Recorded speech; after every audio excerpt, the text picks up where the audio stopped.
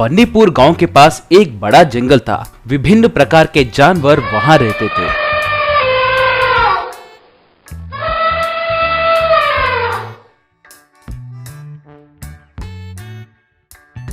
उसी जंगल में एक फॉरेस्ट ऑफिसर भी था। उसमें एक टूरिस्ट वैन भी था।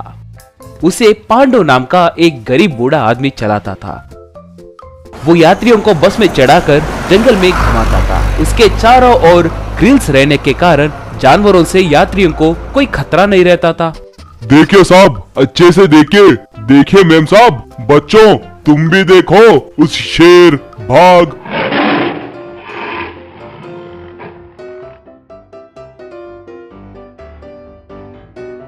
और बाकी के जानवरों को अच्छे से देखकर आनंद लीजिए। फोटोज भी खींचिए, मगर कृपा करके कोई भी अपने हाथ बाहर मत रखना, वो बहुत खतरनाक हो सकता है। और आवाज भी मत करिए। अगर जानवर डरकर यहाँ से चले गए तो फिर यहाँ पर नहीं आएंगे। जानवरों को खाना खिलाने वाले खिला सकते हैं, मगर ज्यादा मत खिलाइए। अगर उन्हें आदत पड़ गई तो वो सुस्त हो जाएंगी। देखिए सर, देखिए, चाहो तो फोटोज भी लीजिए। तब थोड़े लोग जानवरों को आहार फेंक देते।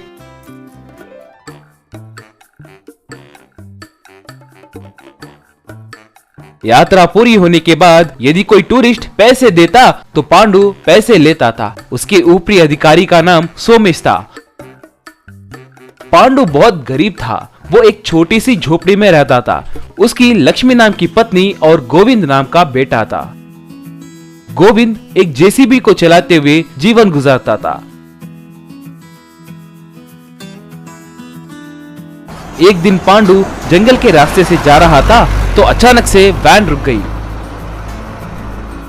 एक स्त्री टूरिस्ट, हे भगवान, अब क्या करूं? अगर अब ये गाड़ी स्टार्ट नहीं हुई तो हमें यही रहना पड़ेगा क्या? पांडु तुरंत सोमेश को फोन करके सब बताया।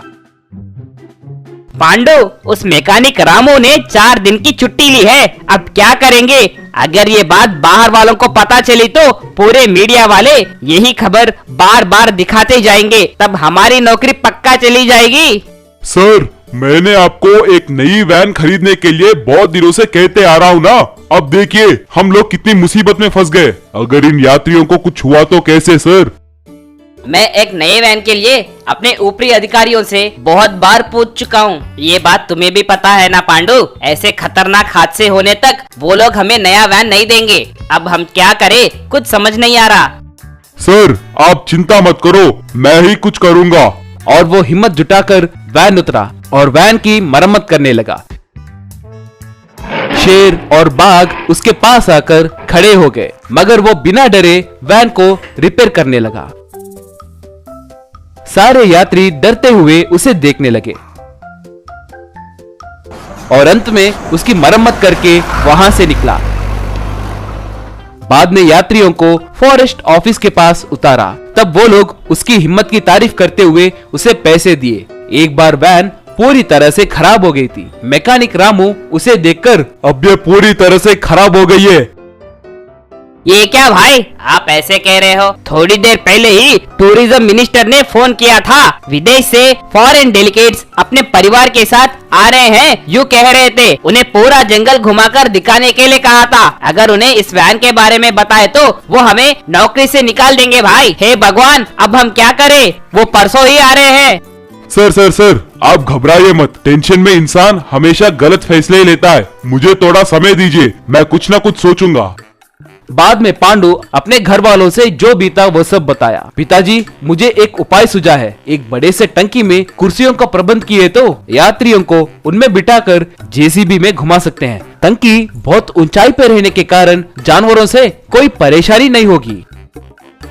वाह बेटा, तुम्हारा आइडिया बहुत अच्छा है। चलो तुरंत इसके बारे में सोमेश जी से बात करते हैं। ऐसे वो दोनों सोमेश को अपने आइडिया के बारे में बताए। शाबाश, बहुत अच्छे, तुरंत काम शुरू कीजिए। ये लीजिए पैसे, कहकर उन्हें पैसे दिया। ऐसे वो दोनों उन पैसों से जरूरी सामान खरीदकर काम शुरू किए। ऐसे टंकी में कुर्सी लगाकर जेसीबी को तैयार किए।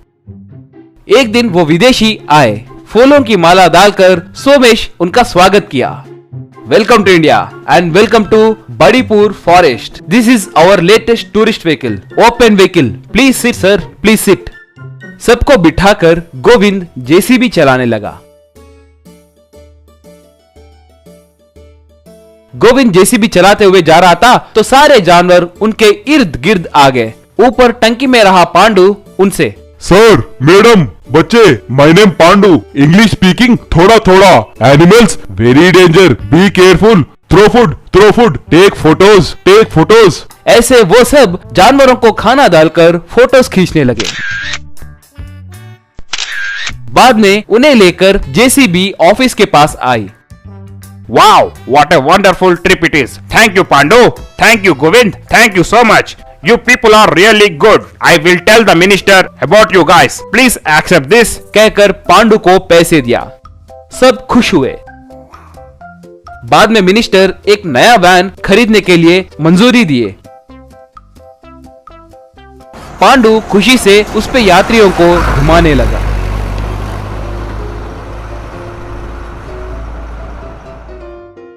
सीताराम बाग नाम का एक गांव हुआ करता था। वहां के स्कूल में बहुत सारे बच्चे पढ़ते थे।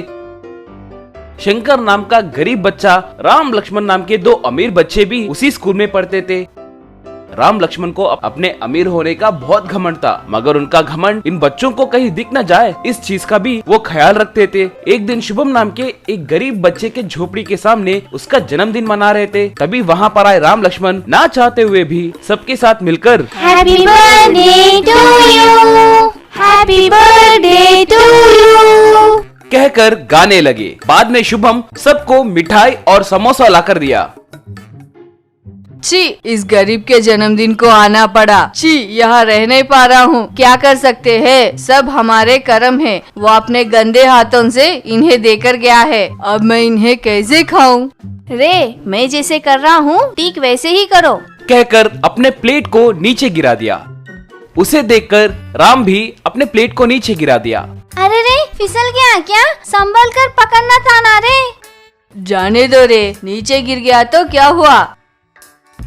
बेचारे, तुम्हारे पास पैसे नहीं होंगे ना रे, और ऊपर से तुमने ठीक से लोगों की गिनती करके इन्हें लाए होंगे ना। हम नहीं खाए तो भी चलेगा रे, हम अब चलते हैं। ऐसे कैसे हो सकता है रे? आपको खिलाए बिना घर भेजे तो अच्छा नहीं रहेगा ना। रुकिए, हमारे स्वीट तुम्हें देंगे। दोस्तों के बीच में जूठा खाए तो भी कुछ नहीं होगा। रुकिए। कहकर उन्हें मिठाई खिलाया। तब वो दोनों उसे थूक कर उसे जोर से थप्पड़ मार के, चीची, गरीब कहेंगे, तुम्हारा जूठा मुझे खिलाओगे क्या? घटिया लोग कहेंगे। लक्ष्मण शुभम को पकड़कर, तुम हो ही एक गरीब कीड़े, तुम्हारा पैदा होना ही बेकार है। तुम्हारे जैसों की बर्थडे मनाना जरूरी है क्या? कमीने कहेंगे। वो देखकर सब दंग रह गए। रे, क्या हुआ? तुम ऐसे क्यों बात कर रहे हो? अमीर गरीब का फर्क नहीं देखना चाहिए कहकर हमारे बड़े लोगों ने हमारे किताबों में कहा है ना। हाँ, कहेंगे, उनको और कोई काम नहीं है ना। किताबों में रहे बातें कभी सच नहीं होंगे। गरीब कभी भी अमीर नहीं बन सकते। हमारे पास कोई दूसरा चारा नहीं होने के कारण स्कूल में भर्ती हुए। तुम्हारे जैसे घटिया लोगों से दोस्ती का नाटक करते हुए हम हर दिन कितना रो रहे हैं, पता है क्या तुम्हें? चिच्ची, घटिया लोग।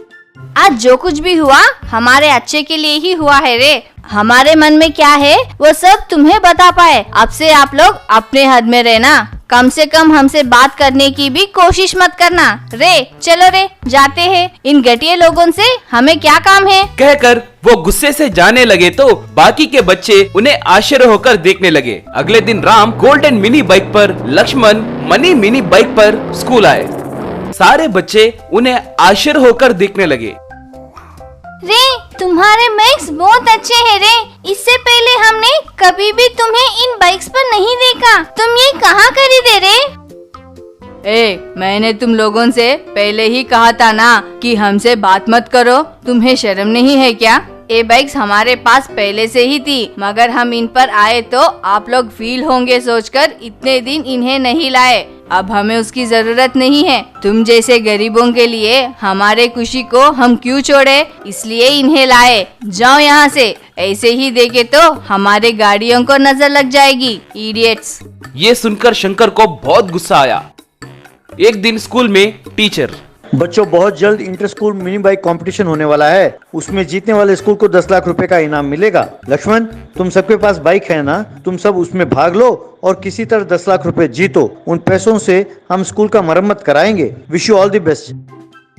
बाद में स्कूल के बाहर राम बच्चों से, क्यों रे, ऐसे क्यों देख रहे हो? हम इस रेस में भाग लेंगे कि नहीं कहकर सोच रहे हो क्या? हाँ, जाएंगे रे, मगर जानबूझकर इस रेस में हार जाएंगे, क्योंकि इस स्कूल को अच्छा होते हुए हम देख नहीं सकते। रे, तुम लोग बहुत गलत काम कर रहे हो रे। अपने स्कूल के बारे में ही इतना घटिया सोच रखोगे क्या? ठीक है, तुम नहीं तो मैं रेस में भाग लूंगा। हाँ, क्या तुम भाग लोगे? कैसे रे? तुम्हारे पास बाइक तो छोड़ो, एक कटारा साइकिल भी नहीं है ना। अगर तुम भाग लोगे तो हम तुम्हें जीतने नहीं देंगे। गलती से भी हम जीत गए तो वो पैसे स्कूल को नहीं देंगे। बाद में शंकर बहुत मेहनत करके एक बैम्बू बाइक को तैयार किया। उसे चलाते हुए प्रतियोगिता होने वाले जगह पर आया। उसे देखकर राम लक्ष्मण के साथ साथ उस प्रतियोगिता में भाग ले रहे बाकी के बच्चे भी हंसने लगे। रेस शुरू हुई। सभी बच्चे बाइक्स को तेजी से चलाने लगे।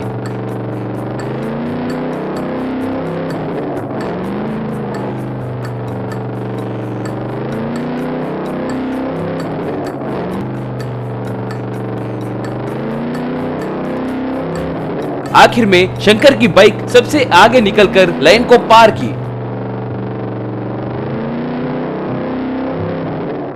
और शंकर जीत गया। जज शंकर को 10 लाख रुपए दिए। शंकर उन पैसों को लेकर अपने हेडमास्टर को दिया। राम लक्ष्मण को अपने गलती का एहसास हुआ। वो दोनों शंकर के पास जाकर माफी मांगे। शंकर उन्हें प्यार से एक झप्पी दिया। वो देखकर बाकी के बच्चे बहुत खुश हुए।